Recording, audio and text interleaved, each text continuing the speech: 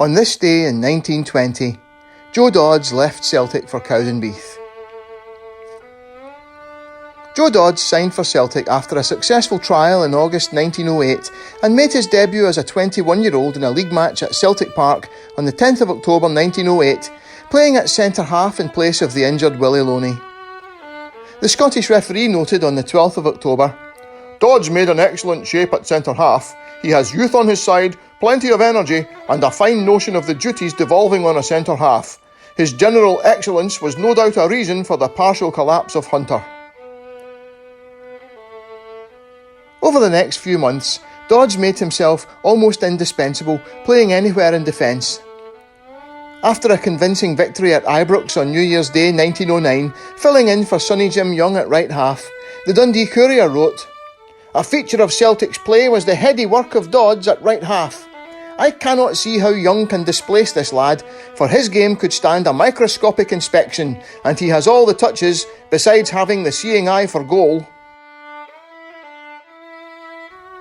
Playing his part in the final two of Celtic's then record 6 league titles in a row up to 1910, Dodds eventually established himself as a left-back.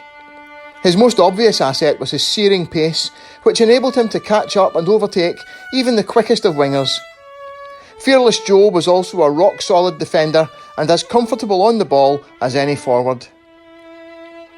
As the 6-in-a-row team broke up after 1910, new talents like Patsy Gallagher and Andy McAtee were brought through, but the signing of goalkeeper Charlie Shaw in 1913 was possibly as important as any.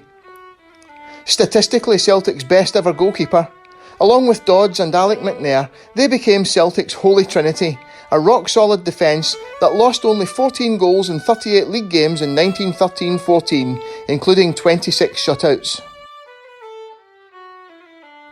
The three developed an almost telepathic understanding, with Willie Maley later recalling, "Shaw, McNair and Dodds understood one another so well that they developed the pass-back into a scientific move of which there have been many imitators, but none to equal the originators. It was indeed a spectacle to see either McNair or Dodds passing, with unerring accuracy and cheeky coolness, the ball to Shaw 2 yards away with the opposing forward almost on top of them. That was their method of getting out of a corner, which in all probability would otherwise have been fatal." "Pass it to Charlie" became a common refrain at Celtic Park over the next decade, and between the 13th of December 1913 and the 28th of February 1914, over 14 competitive matches, they did not concede a goal in 1,260 minutes of football. Joe Dodds left Celtic for Cowdenbeath at the age of 33 on the 4th of August 1920, but returned a year later for one final league-winning season 1921-22 and the end of the early century glory years. He came back to Celtic as a coach in 1936 to work alongside his close friend Jimmy McMenemy, who had become Willie Maley's assistant, and this coincided with a Celtic revival in the late 30s that was brought to an end by the outbreak of World War II. Joe Dodds passed away at the age of 78 in 1965, one of the greatest of the early Celts, and if not for his playing career having passed out of living memory, maybe one of the greatest ever.